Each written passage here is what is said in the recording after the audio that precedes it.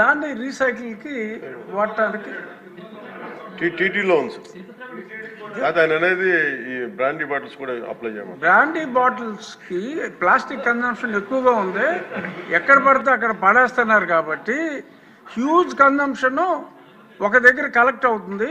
అది ఈ కొంచెం ఎక్సైజ్ డిపార్ట్మెంట్ వాళ్ళతోటి కోఆర్డినేట్ చేసుకుంటే major percentage of plastic waste ఒకటి చేయొచ్చండి. కేరళలో ఇంప్లిమెంట్ అయింది. ఇంకొకటి ఏంటంటే ఈ సింగిల్ యూజ్ ప్లాస్టిక్స్ ఈ నిషేధానికి మీరు మీలాంటి హీరోస్ తోటి అడ్వర్టైజ్మెంట్ చేయాలి అంటే కొన్ని కోట్లు అవుతుంది. మీరు సంబంధిత శాఖ మంత్రిగా ప్లాస్టిక్ని నిషేధించండి అని మీరు జన సైనికులకి చెప్పారంటే ఎవడన్నా ప్లాస్టిక్ వేస్తే పట్టేసుకుంటారు వాళ్ళు.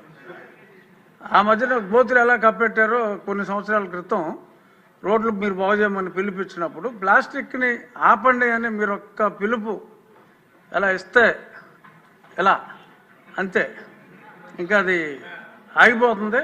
సో కాబట్టి సంబంధిత శాఖ మంత్రిగా మీరు ఆ స్టెప్స్ తీసుకుంటే డెఫినెట్గా ఈ ప్లాస్టిక్ భూతాన్ని అరికట్టాలంటే అది మీ వల్ల సాధ్యమయ్యే అవకాశం చాలా ఎక్కువగా ఉంది. కాబట్టి ప్లాస్టిక్ గురించి మీ అవగాహన ఇందాక మీరు చెప్పారు, ఎక్స్ట్రాడినరీగా మొత్తం అంతా ఎక్స్ప్లెయిన్ చేయటం, తల్లి గర్భంలో కూడా ఈ పొల్యూటెంట్స్ మైక్రో పొల్యూటెంట్స్, ఇలాగే విలేజెస్లో సిటీస్లో కొంచెం డిజిటల్ బోర్డ్స్ని ఎంకరేజ్ చేస్తే ఈ ఫ్లెక్సీలు మానేసి ఆ అడ్వర్టైజ్మెంట్ ఏదో డిజిటల్ బోర్డ్స్లోనే ఇచ్చుకుంటారు ఆ ఫంక్షన్లప్పుడు దానప్పుడు. కొంచెం ఆ రకంగా డిజిటల్ బోర్డ్స్ని ఎంకరేజ్ చేస్తే this might also come down quite a bit sir.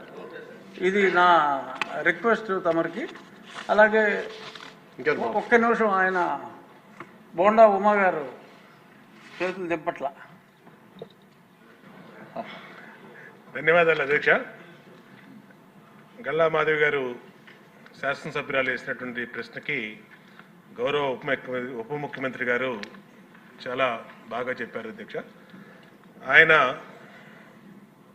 ప్లాస్టిక్ని నిరోధించడంలో ఆయన ఆలోచనలు కానీ ప్రభుత్వ ఆలోచనలు కానీ చక్కగా ఉన్నాయి అధ్యక్ష.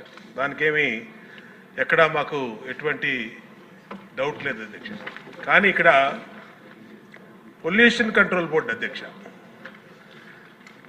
చాలా నిర్లక్ష్యంగా పొల్యూషన్ కంట్రోల్ బోర్డు అసలు ఉందా లేదా, అసలు ఆ బోర్డు కానీ దాంట్లో ఉన్న టాస్క్ ఫోర్స్ కానీ దాంట్లో ఉన్న మెంబర్ సెక్రటరీ కానీ ఎక్కడా కూడా పని చేస్తున్నట్టు ఎక్కడా కనపడతలేదు అధ్యక్ష.